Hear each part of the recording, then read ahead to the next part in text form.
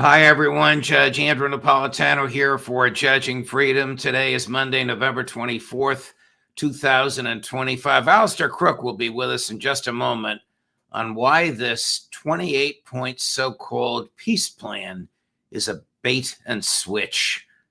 But first, this. History tells us every market eventually falls. Currencies collapse. And look at where we are now. 38 trillion in national debt. Stocks at record highs defying gravity. So what happens next? Groceries, gas, housing, everything's going up. And this dollar, it buys less every day. When the system breaks, your stocks won't save you and your dollars won't either. But one thing will: gold. I've said it on my show for years. Gold survives collapse. Central bankers know this and billionaires know it. That's why they're buying more. Is it too late to buy or is it just the right time?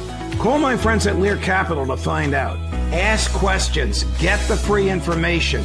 There's no pressure, and that's why I buy my gold and silver from Lear. And right now, you can get up to $20,000 in bonus metals with a qualified purchase. Call 800-511-4620 or go to LearJudgeNap.com. Alastair Crook, welcome here, my dear friend. As always, it's a pleasure to be able to chat with you.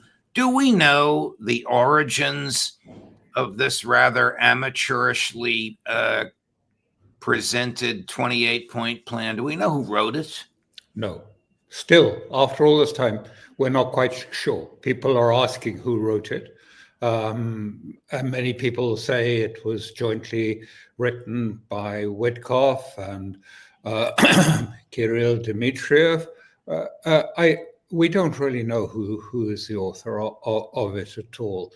And as you say, it's a strange document because it's very loose. It's not really legal at all. It talks about having discussions, and it is expected that NATO will not expand.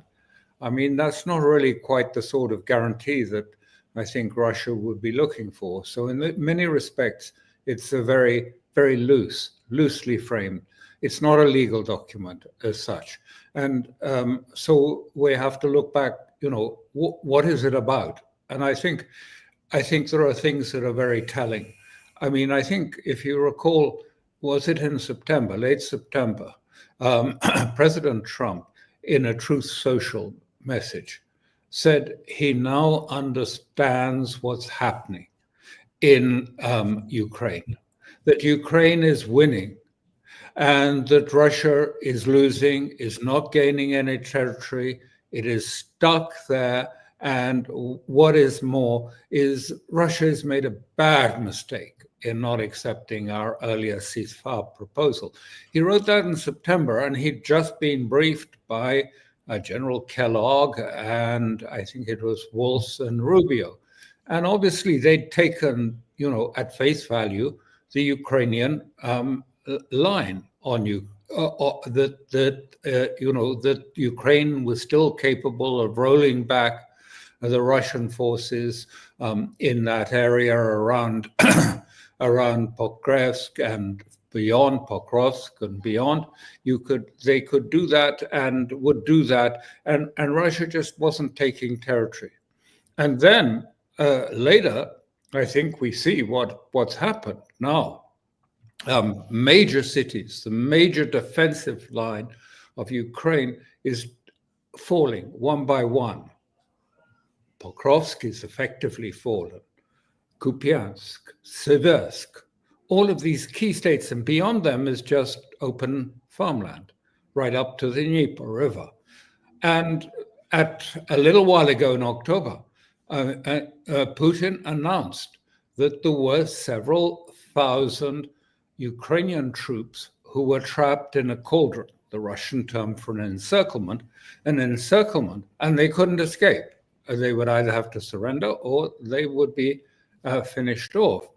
And suddenly, I think, Trump was frightened. I think he got quite scared by this and started to think, oh my God, I don't want another Kabul, the withdrawal, the chaotic withdrawal from Kabul, because it also comes at a time when many of Kiev luminaries are fleeing the country, taking their ill-gotten gains with them and depositing it in Europe. I mean, there are billions that have gone missing or been removed from funding from Europe, from America to Kiev. And we started to see many of them leaving, many of them going to Israel, because if you're Jewish, you can't be extradited from Israel. So there was a political collapse. And what we saw also was that Zelensky's own party, Servant of the People, was splitting. And some of them were going with the opposition and demanding a unity government, a change. So I think Trump was worried, he could have a collapse on his hand, political and military, and also a corruption scandal all together. And he didn't want, it to be like Vietnam with sort of Zelensky fleeing on the last, plane out, and the whole thing becoming a mess, both militarily and politically. So he said, I've got to stop this. We've got to stop this from going to full completion.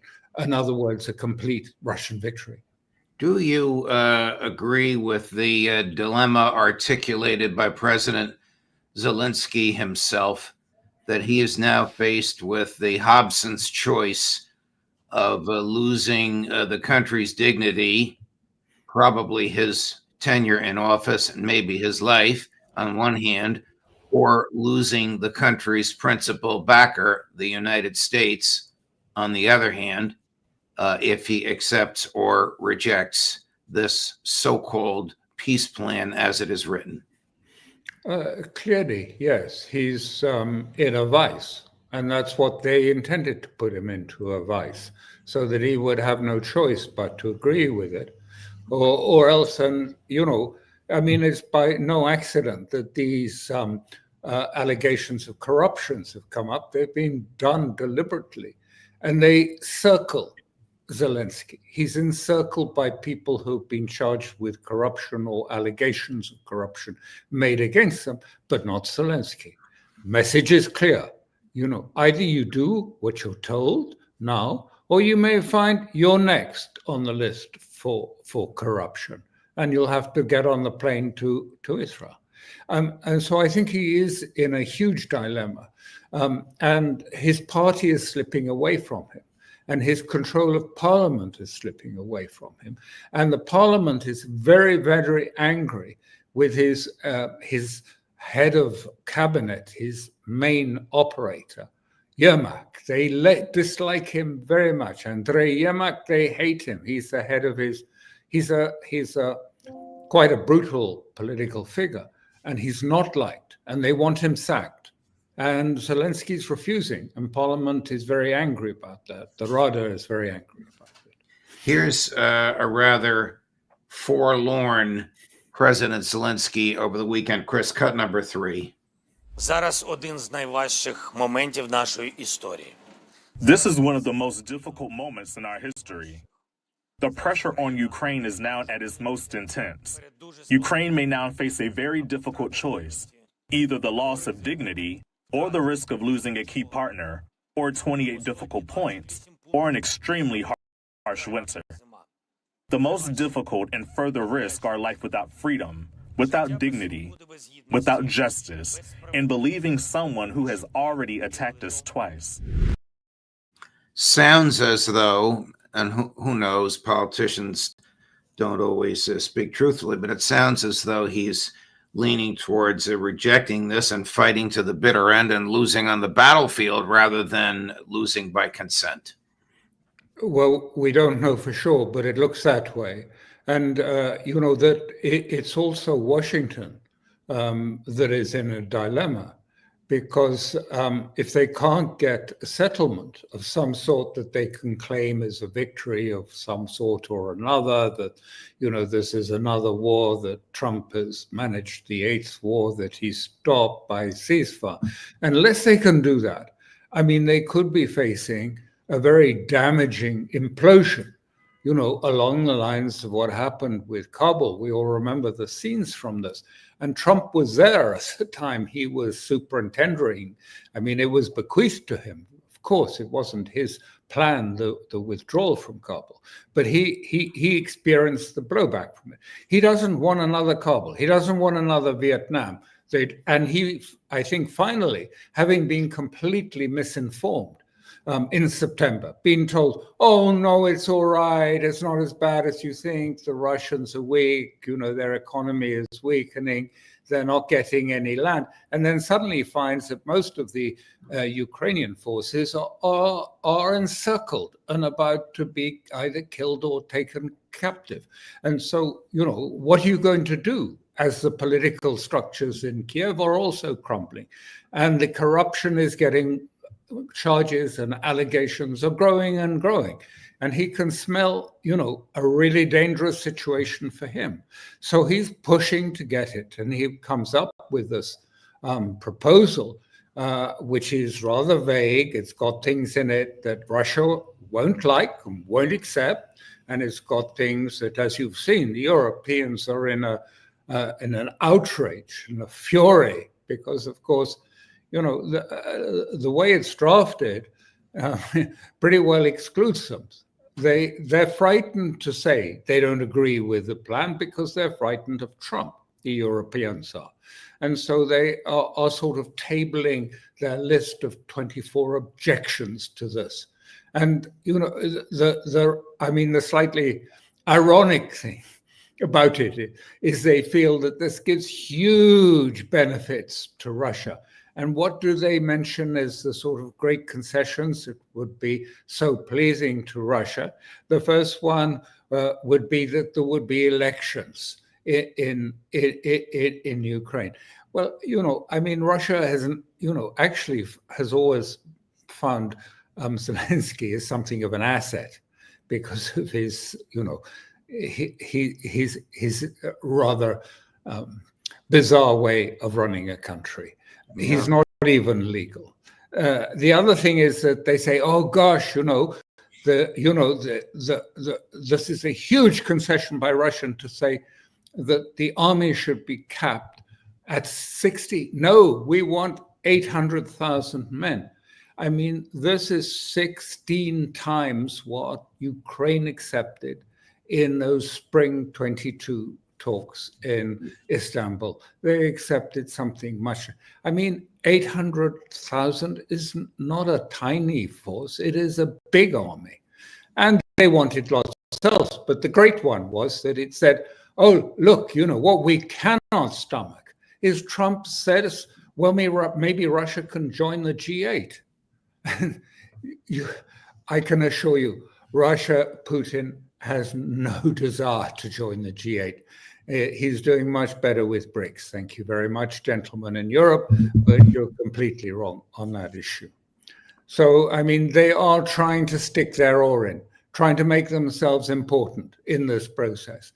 But it's damaging. It could be very damaging to Trump because, as I say, the thing on the battlefield is moving so quickly. The corruption thing is moving very quickly.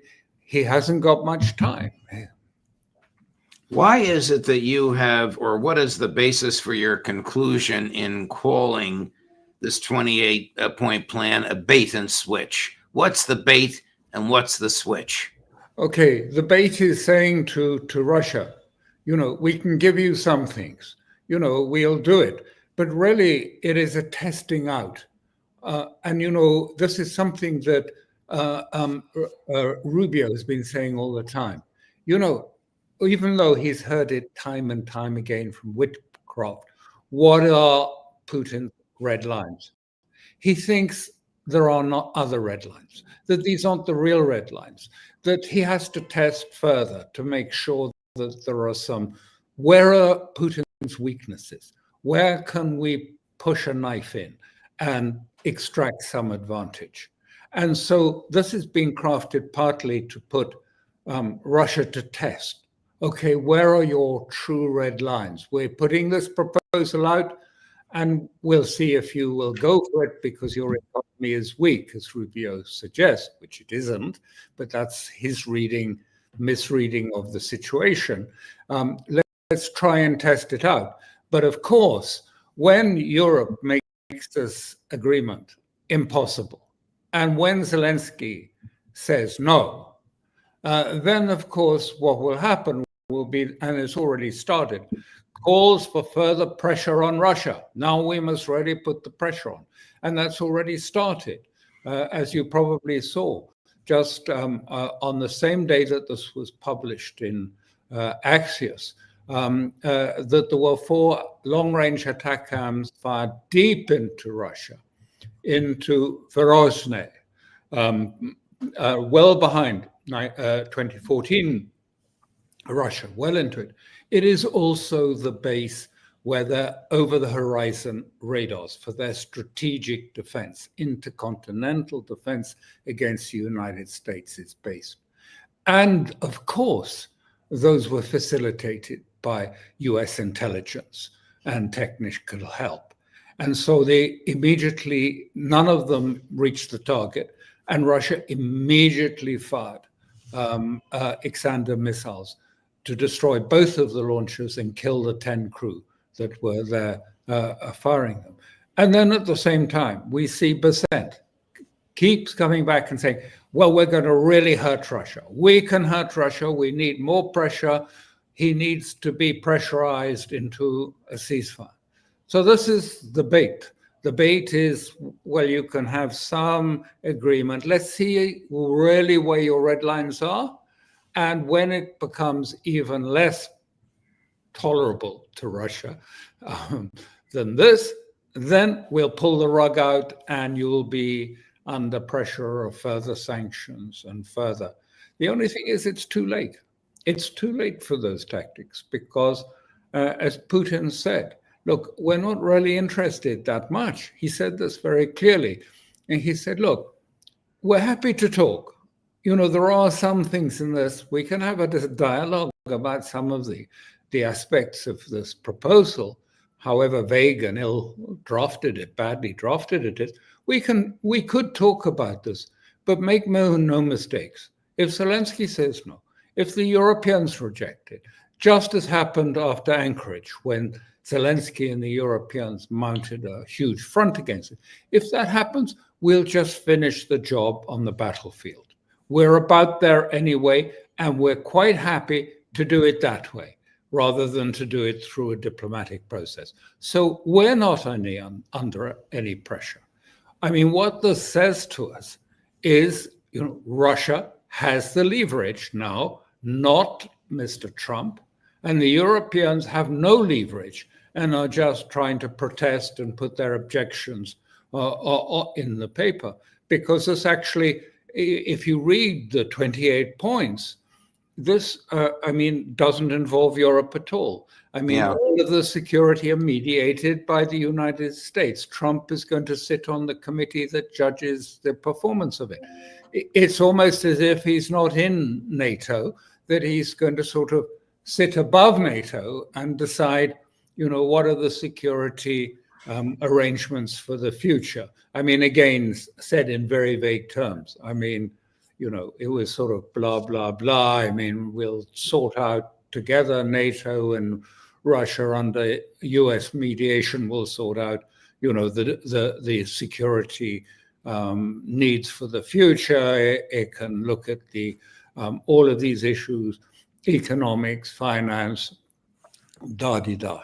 So, and then also, infuriated the Europeans. He says, well, I'm going to take 100 billion of those frozen assets, and I'm going to use them to invest in Ukraine and take 50% of the profits. Are the Europeans still while all this is going on, are the Europeans still plotting to steal those Russian state assets deposited in European banks outside of Belgium, since Belgium won't allow it? They'd love to, because they're desperate. They haven't got anything else. They know quite clearly the only alternative is for the individual member states of Europe to come up with the funds, and they can't do it and won't do it because they're under pressure. They, you know, that the economic conditions of Europe are dire. And, if they do that, it'll be at the expense of some social programs, needed programs, medical programs, health services, education. Pull that away from education and we'll send it to Ukraine. And only 2/3 of it will get anywhere near the battlefront, because 1/3 will be immediately stolen and sent off to banks in America or in Europe. It's not a good look for Europe. And also because we don't know, it's clear that some of this money through the laundromat, the Ukraine laundromat, goes back to Washington, and no doubt quite a lot of it goes back to Brussels one way or another. So they're frightened, and that's why they insisted on in the revision that there will be complete amnesty for Ukraine. Not just the first draft talked about there will be prosecutions there will be an audit of American funds used in Ukraine, all gone. And now it says there'll be a complete amnesty for any Ukrainian involved in this war. You can steal billions. You can steal billions from the American taxpayer, but if you couch it in a peace plan, you're scot-free. Yeah. Who is the de facto American Secretary of State? Is it Marco Rubio? Is it Steve Witkoff? Or is it the president's son-in-law, Jared Kushner? Well, there isn't one. It's basically sort of Trump relies, his Secretary of State is his instinct. He talks to himself about whether, this goes or whether this is going to work. Occasionally he listens. Look, we saw that in September. He listened to General Kellogg, and he gets one sort of information, and now he sees that was all wrong, and Kellogg has been pushed out, and new Army Secretary Driscoll has been appointed and has been in Kiev. So there isn't such a thing as a real Secretary of State or Secretary of War or whatever it's called. No, it's not. It's a sort of a bit of him, a bit of that, a bit of someone else, and then all sort of rarefied through Trump's own intuitive feelings. And that's how it comes out. Here is Marco Rubio looking without dignity and rather disheveled. I don't mean his physical appearance. I mean his ability to answer questions from reporters. Seems more like a shouting match in an alley, but you can judge it as cut number 5. Well, obviously the Russians get a vote here, right? So, look, we began from the early stage of this process with our understanding of the Russian position as had been communicated to us in numerous ways. At the State Department we received numerous written non-papers and things of this nature, also verbally, things they've discussed over time and so forth. So it was, no matter what we came up with today, obviously we now have to take what we come up with, if we can reach that agreement with the Ukrainian side, to the Russian side. That's another part of this equation. Yeah, they have to agree to this in order for this to work. What about new deadline? Will be a new deadline, or it's... The deadline is we want to get this done as soon as possible. Obviously, we'd love it to be Thursday. We'd love to be... ultimately, the important point today is that we have made substantial progress. We've really moved forward. So I feel very optimistic that we're going to get there in a very reasonable period of time very soon. Whether it's Thursday, whether it's Friday, whether it's Wednesday, whether it's Monday of the following week, we want it to be soon, because people are going to, between today and the time we deal with this, more people are going to die. More destruction is going to happen. Our goal is to end this war as soon as possible. What is he talking about? With whom has he made real progress? He hasn't made real progress because the Europeans have just stuck their oar in as much as they possibly can to shift it towards what they see to be the Ukrainian interest in this. But the Europeans are not, they don't have, they're just infuriated from the fact that they just don't have any leverage. And they don't have, you hear them even saying, well, we've got the leverage of all those frozen funds. come on, they have what leverage? Do you think that, Putin is going to suddenly say yes to everything so that he can get 100 billion back? I mean, they've written that off long ago. They know they're not going to probably ever get that back. No, it's not that. And I think, what he means is he's trying to say that they're trying very, very hard, and Mr. Trump is listening to the Europeans. But, he's in a dangerous position, because the more the Europeans succeed in getting, the sort of the poison pieces into his agreement, the less chance that Moscow will listen. And in which cases, Putin has made very clear, we will just simply go ahead with a military option, of which we're quite satisfied, and that it is going very rapidly at the moment. Thank you. He has the leverage. Might there be another bait and switch here? Might the world's focus on this 28-point plan be a diversion of attention for the coming American invasion of Venezuela? Oh, absolutely. Absolutely. And for what's happening in Gaza and what's happening, I mean, the bombing of Beirut is back happening again, bombing of Lebanon. I mean, it's at full tilt. I mean, even the UN have said that, this is on the verge of breakdown in Gaza, as Israel continues to just suggest that, yes, the ceasefire is there, but we just, have to defend ourselves by attacking the Palestinians regularly. That's how it is. So, yes, a big diversion from other issues. But it's needed, and also from financial situation. It's needed a big diversion. The question is, I think that really the other bait and switch is, maybe this isn't really, maybe Trump doesn't really believe, that this can be resolved by negotiations. But what he wants is an exit line that sounds as if he's succeeded in some way with this. He wants a success. He doesn't like failures. So he wants some sort of success. And he's got to show and hope that he can persuade Mr. Putin to facilitate a sort of solution that has a good sound to it. And at the same time is an off-ramp for him out of the Ukraine quagmire. I'm going to play a new piece that has just come to us from earlier today, Israel time, a statement from the IDF Chief of Staff. Chris? Oh, the answer is unequivocal. The IDF failed in its primary mission on October 7th to protect the citizens of the State of Israel. This is a grave, resounding and systemic failure relating to decisions and conduct both before and during the event. The lessons of that day are many and significant, and they must serve as our compass for the future, toward which I intend to lead the army. Wow.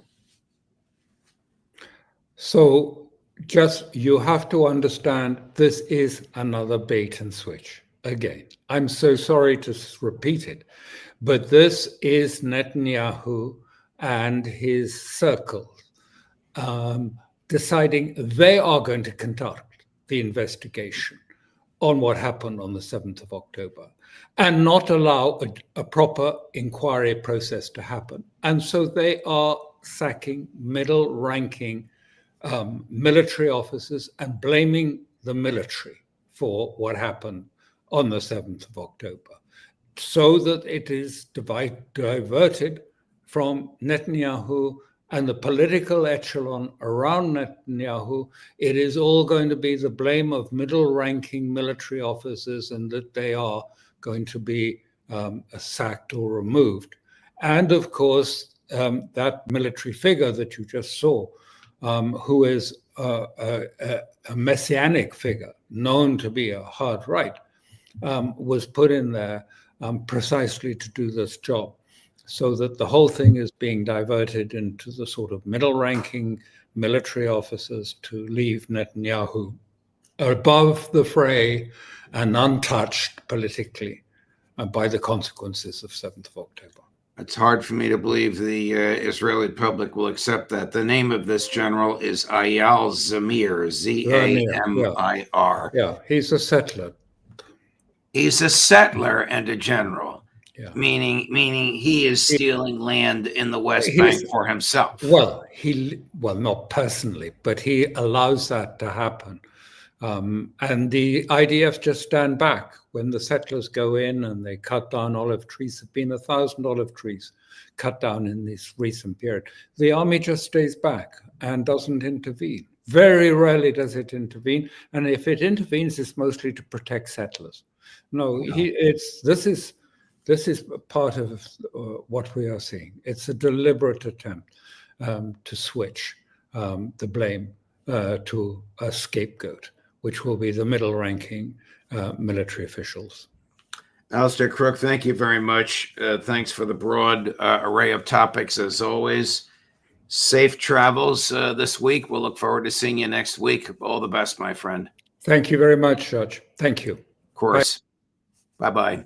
And coming up later today at 10 o'clock this morning, Ray McGovern. At 11:30 this morning, Larry Johnson. At 4 o'clock this afternoon, Professor Jeffrey Sachs. Judge Napolitano for Judging Freedom.